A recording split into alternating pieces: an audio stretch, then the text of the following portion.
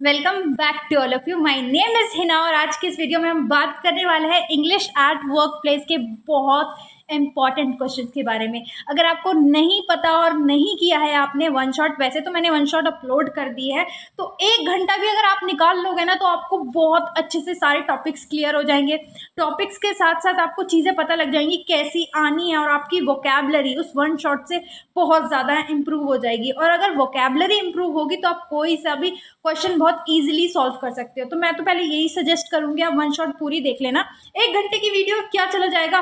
देखो, पूरा साल दिया जाता है हमें पढ़ने के लिए, हम पूरे साल नहीं पढ़ते, कम से कम 1 घंटे की वीडियो में एक बुक तो कर ही सकते हैं ना। चलिए, अगर आपको 1 घंटा ज़्यादा लग रहा है इसलिए मैं ऐसा सब कह रही हूँ, लेकिन अगर आपने फिर भी कुछ भी नहीं पढ़ा है तो बहुत मोस्ट इंपॉर्टेंट टॉपिक्स मैं आपके साथ शेयर करना जा रही हूँ जो बहुत हैवी वेटेज रखते हैं। ये बहुत सारे ऐसे टॉपिक है जो अच्छे खासे नंबर के साथ आते हैं। देखो, एप्लीकेशन तो आनी होती है, ठीक है, इंग्लिश का पेपर है भाई, एप्लीकेशन ना आए ऐसा हो ही नहीं सकता। एप्लीकेशन आएगी। करिकुलम विटाई सीवी भी ज़रूर आता है, ये 10 नंबर का क्वेश्चन आता है जिसमें बोलते हैं, और ये सबसे सबसे सबसे ज़्यादा आसान है, बहुत ज़्यादा आसान है। सिर्फ आपको मैं एक फॉर्मेट दूंगी, आपको वही फॉर्मेट टेप देना है पेपर में। इससे क्या होगा, आपके 10 नंबर पक्के। अगर 10 में से 10 भी नहीं आए तो 10 में से 8 या 9 तो आएंगे ही ना। और फिर आता है एक्टिव इंटू पैसिव वॉइस, ये भी बहुत अच्छे नंबर रखता है। तो भाई, एक्टिव से पैसिव वॉइस बनाना भी बहुत ज़्यादा इजी है। और एक प्रेजेंटेशन भी ज़रूर कर लेनी है। ये कुछ ऐसे टॉपिक हैं जो क्या करते हैं, अच्छी खासी वेटेज रखते हैं। चलिए स्टार्ट कर लेते हैं बिना किसी देरी के कि क्या करना है, ठीक है। देखो, सबसे पहले तो बात कर लेते हैं सीवी की। सीवी क्या होता है? सीवी एक ऐसा डॉक्यूमेंट होता है, जब भी हम नौकरी लेने जाते हैं, नौकरी के लिए अप्लाई करते हैं, तो हम अपना सीवी भेजते हैं। वो जो इंटरव्यूअर होते हैं, जो कंपनी वाले होते हैं, वो हमारी क्वालिफिकेशंस, हमारी जो पर्सनल डिटेल है, हमारा एक्सपीरियंस, कहीं हमने काम किया है या फिर कहाँ कहाँ से हमने पढ़ाई की है, वो सारी डिटेल देखते हैं पेज की फॉर्म में। तो वही क्या कहलाता है, सीवी। अब सीवी का एक क्वेश्चन पेपर में ज़रूर आता है, तो वो लिखते कैसे, बनाते कहते हैं। सबसे पहले तो देखो, आपको एक अच्छा सा फॉर्मेट जो मैंने दिया है ना, वो आपको याद कर लेना है, यही वाला याद कर लेना है और टेप के आ जाना है, ठीक है। सीवी देखो, जब भी हम अपने जॉब के लिए अप्लाई कर रहे होते हैं तो सबसे पहले जो डॉक्यूमेंट भेजते हैं वो सीवी होता है। तो इसमें क्या लिखना होता है, सबसे पहले तो अपनी पर्सनल डिटेल लिखनी होती है, ठीक है। जैसे कि आप पर्सनल डिटेल में अपना नाम लिख दो, फादर का नाम लिख दो, मदर का नाम लिख दो, आपका परमानेंट एड्रेस क्या है वो लिख दो, डेट ऑफ बर्थ लिख दो, अपना रिलीजन लिख दो, आपका मैरिटल स्टेटस कि आप मैरिड हो या सिंगल हो वो लिख दो, फिर आपका जेंडर क्या है, फीमेल हो या मेल हो वो लिख दो, ठीक है। और आपका जो भी रिलीजन है वो लिख दो। तो इन सारी पर्सनल डिटेल में बन गया, पर्सनल डिटेल आपने फिल कर दी। सबसे पहले हेडिंग डालना सीवी, अच्छी से नीचे आउटलाइन करना, आउटलाइन देने के बाद एक मेन हेडिंग डालना पर्सनल डिटेल की, फिर पर्सनल डिटेल की जैसी हेडिंग है इसमें ये सारे पार्ट डाल देना, ठीक है। जैसे मैंने फॉर्मेट बनाया बिल्कुल वैसे ही बना दोगे, आपके नंबर कहीं नहीं गए, 10, 8, 9 कहीं पे भी नहीं गए, ठीक है। फिर उसके बाद आपको लिखनी होती है अपनी एजुकेशन क्वालिफिकेशन, जहाँ से भी आपने, जिस भी ईयर में आपने पढ़ाई की है। तो मैंने यहाँ पे एक एग्जाम्पल के लिखा हुआ है कि 10th मैंने बोर्ड CBSE बोर्ड से की थी 2018 में, ये फेक इन्फॉर्मेशन है, ठीक है। तो 12th की थी CBSE 2020 में, ऐसे BBA कर लिया, ऐसे MBA कर लिया। ये आपको एजुकेशन, अपनी एजुकेशन जो भी क्वालिफिकेशन है आपकी वो भर देनी है।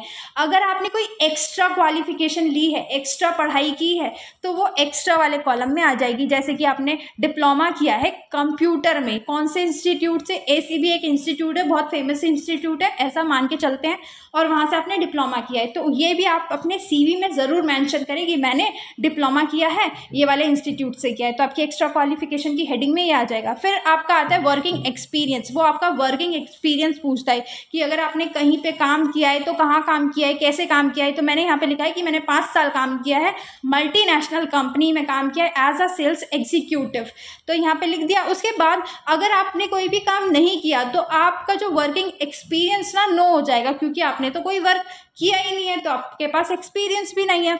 तो ठीक है, आपका वर्किंग एक्सपीरियंस का कॉलम बन गया। उसके बाद आपकी एडिशनल स्किल्स आ जाती हैं, आपके पास जो भी स्किल्स हैं, जैसे कि आप बहुत अच्छे से कस्टमर्स को हैंडल कर लेते हो, आपकी ये बहुत अच्छी कैपेबिलिटी है, तो ये वाली स्किल, या फिर इंटरपर्सनल स्किल, तो ये जितनी भी आपकी एडिशनल स्किल्स हैं ना वो आपको इसमें भर देनी है। फिर आपका इंटरेस्ट कौन कौन सी जगह पे है, जैसे कि बुक को रीड करना या फिर डांस वगैरह करना, जो भी आपका इंटरेस्ट है वो इंटरेस्ट वाले कॉलम में आ जाएगा। फिर आपको किसी ने तो रेफर किया होगा, किसी ने तो बताया होगा वहाँ पे जॉब है, तो आपको रेफरेंस में तो नाम देने पड़ते हैं, जैसे कि मैंने यहाँ पे दिया है mister X and mister Y, तो कोई भी नाम देना है। अगर क्वेश्चन ये आ गया ना तो ऐसी कोई भी फेक इन्फॉर्मेशन के साथ एक CV बना देना, जिसमें आपको चीज़ें क्या याद रखनी है। सबसे पहले याद रखनी है कि पर्सनल डिटेल का कॉलम बनेगा, फिर उसके बाद एजुकेशन क्वालिफिकेशन का कॉलम बनेगा, उसके बाद एक्स्ट्रा क्वालिफिकेशन का, उसके बाद वर्किंग एक्सपीरियंस का, उसके बाद एडिशनल स्किल्स का, उसके बाद इंटरेस्ट का और उसके बाद रेफरेंस का। आपके 10 नंबर कहीं नहीं गए अगर आपको ये अच्छे से समझ में आ गया है तो।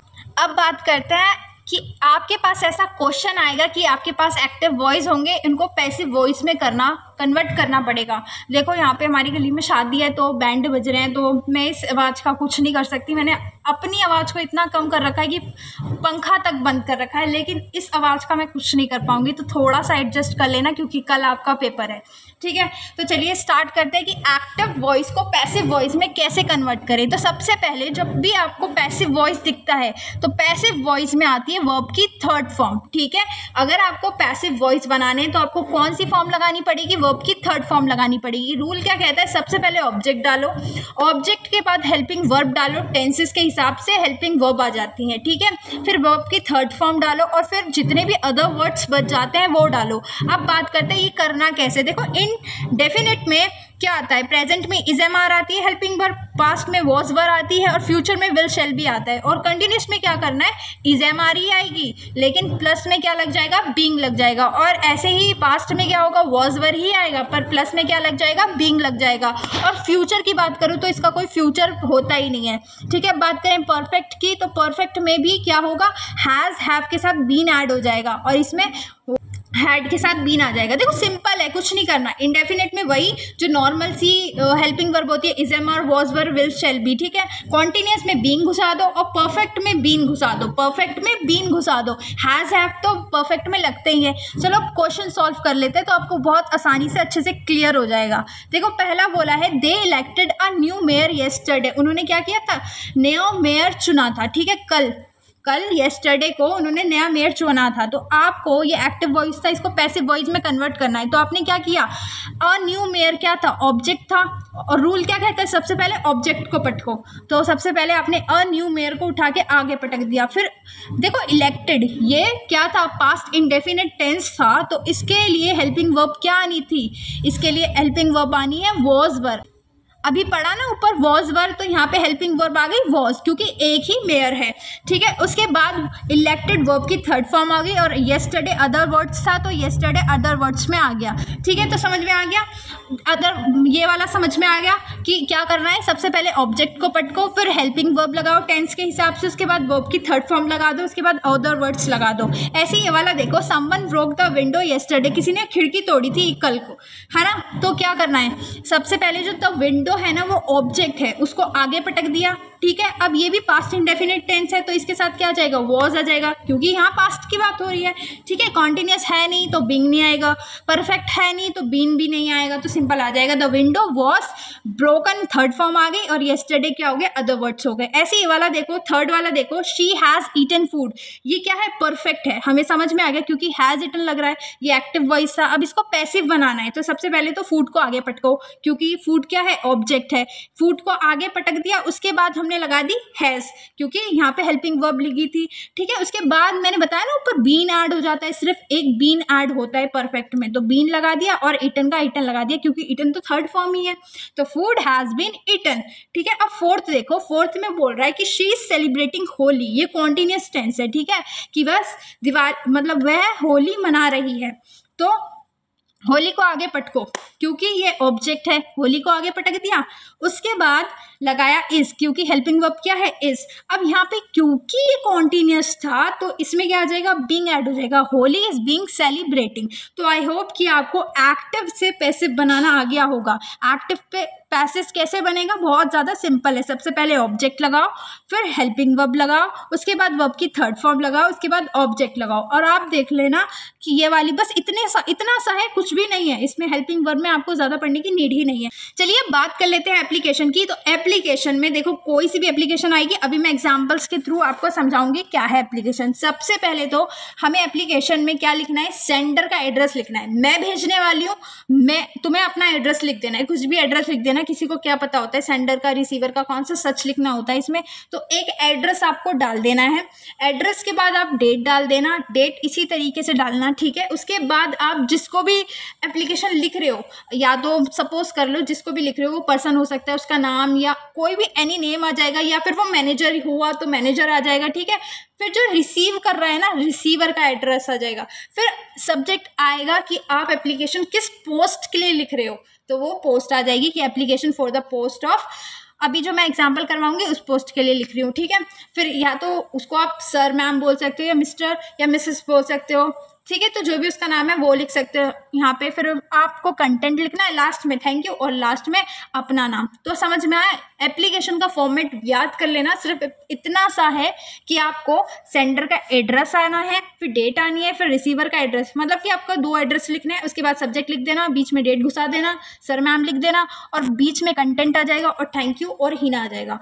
चलिए अब बात कर लेते हैं कि एक क्वेश्चन आपकी बुक में था कि इस क्वेश्चन में बोला गया था कि एक जो पर्सन था ना, उसने क्या लिया था, ट्रेनिंग ली थी मास कम्युनिकेशन से, फिल्म स्क्रिप्टिंग के ऊपर उसको ट्रेनिंग मिली थी, उसने ली थी, ठीक है। उसको डिग्री भी मिली थी और फिर उसने 5 साल तक ना एज अ असिस्टेंट काम भी किया था, ठीक है।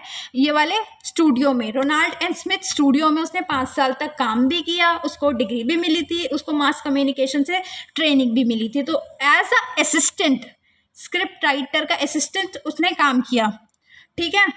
अब वो चाहता है कि मैं भी जूनियर स्क्रिप्ट राइटर बन जाता हूँ, तो आपको इसी पोस्ट के लिए, जूनियर स्क्रिप्ट राइटर की पोस्ट के लिए अप्लाई करना है, ठीक है। ये उसका एड्रेस है, जिसके पास आप अप्लाई करने वाले हो ना, तो ये उसका एड्रेस है, ठीक है। आपको अपने कंटेंट में ये सारी बातें लिखनी है। ये बुक वालों ने बोला है कि लिखना है आपको कि you are looking for an opportunity to work with a big film company. आप क्या देख रहे थे, बहुत बड़ी अपॉर्चुनिटी देख रहे थे एक बड़ी सी कंपनी के साथ काम करने के लिए। आपके पास बहुत स्पेशल डिग्री भी है, आपके पास 5 साल का एक्सपीरियंस भी है, और आप चाहते हो एक फुल फ्लैश फिल्म की स्क्रिप्ट लिखना चाहते हो। तो ये सारी बातें आपको अपनी एप्लीकेशन में ऐड करनी है। फिर आपका एड्रेस वगैरह, टेलीफोन नंबर वगैरह आना है, और आपकी जो लैंग्वेज होनी चाहिए बहुत ज़्यादा पोलाइट होनी चाहिए, ठीक है। तो ये एप्लीकेशन का क्वेश्चन है। इसमें सिर्फ इतना है कि आपको ट्रेनिंग मिल चुकी है मास कम्युनिकेशन से, और स्क्रिप्ट राइटर का असिस्टेंट आपने काम भी करा है 5 सालों तक। अब आपको जूनियर स्क्रिप्ट राइटर की पोस्ट चाहिए, इसके लिए ही आपको एप्लीकेशन लिखनी है, और आपको अपनी एप्लीकेशन में ये सारी बातें लिखनी है। तो आप एप्लीकेशन कैसे लिखोगे, सबसे पहले तो मैंने बताया था ना कि आपका जो भी वो है एड्रेस है, सेंडर का एड्रेस है वो आ जाएगा। तो ऊपर सेंडर का एड्रेस आ गया, फिर नीचे डेट आ जाएगी, फिर आप जिसको भी लिख रहे हो, मैनेजर को लिख रहे हो या किसी भी पर्सन को लिख रहे हो, उसका नाम आ जाएगा। फिर रिसीवर का एड्रेस आ जाएगा। ये सारा किसका एड्रेस है, ये सारा रिसीवर का एड्रेस है, ठीक है। ये सेंडर का एड्रेस है, बीच में डेट है, ठीक है।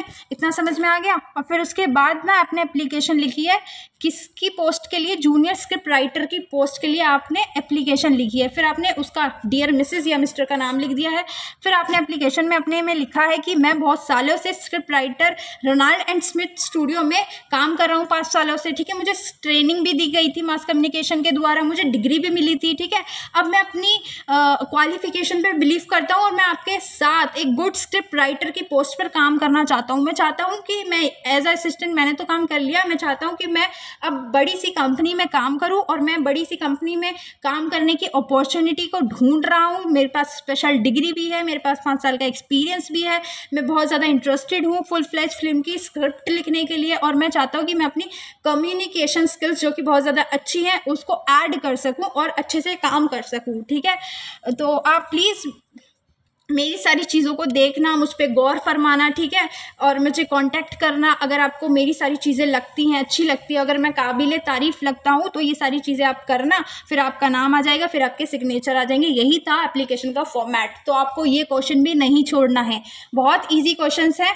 आपको बस अपनी थोड़ी सी इंग्लिश लगानी है और आपके क्वेश्चन कंप्लीट हो जाएंगे, ठीक है। अब आप बात कर लेते हैं प्रेजेंटेशन की। तो कोई भी टॉपिक दे दिया जाएगा आपको प्रेजेंटेशन के क्वेश्चन में, और उस टॉपिक के ऊपर आपको लिखनी है। तो प्रेजेंटेशन को 3 पार्ट में डिवाइड किया गया है, beginning, content and conclusion. Suppose कि हमें लिखनी है प्रेजेंटेशन कंप्यूटर के ऊपर, तो सबसे पहले तो आपको बिगिनिंग में क्या लिखना है, सबसे पहले आपको ग्रीट करना है, ठीक है। प्रेजेंटेशन की स्टार्टिंग ही किससे होगी, गुड मॉर्निंग से होगी, या फिर मैं ये बताने जा रहा हूँ आपको, बहुत अच्छे से आपको वेलकम करना है, वेलकम टू दिस सेशन, आपको ग्रीट करना है सबसे पहले, ठीक है, वेलकम करना है सबका। फिर आपको एक इंट्रो देना है जिसके बारे में आप बताने जा रहे हो, जैसे कि आप कंप्यूटर के बारे में बताने जा रहे हो, तो आपका बताना है कि our today today topic is computer, ठीक है। तो ऐसे करके आपको हेडिंग देनी है, आपको मेन आइडिया देना है कंप्यूटर के बारे में।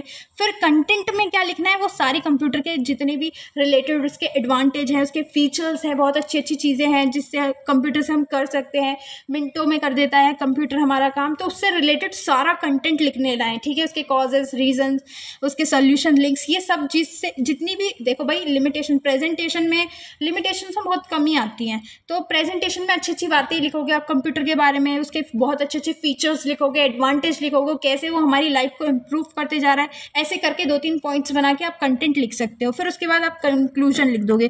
कंक्लूजन में क्या होता है, ये ना समरी होती है, जब जो भी अभी तक हमने चीज़ें करी हैं बिगिनिंग से लेकर, कंटेंट से लेकर, वो लास्ट में क्या होता है, कंक्लूजन होता है। इसमें क्या होता है, 1-2 पॉइंट्स जो बहुत अच्छे थे, मेन थे, फीचर थे, उनका हाईलाइट करते हैं, ठीक है। हाईलाइटिंग होती है उन सारे पॉइंट्स की, और फिर अपने प्रेजेंटेशन को ख़त्म कर देते हैं। थैंक यू, बात ख़त्म और ये वीडियो भी ख़त्म। तो आपको अब लाइक, सब्सक्राइब, शेयर तो ज़रूर करना है। देखो, अगर आपको थोड़ी भी हेल्प मिलती है, थोड़ी भी मदद मिलती है, तो लाइक, सब्सक्राइब, शेयर ज़रूर करें। मिलते हैं नेक्स्ट वीडियो में। Till then bye bye.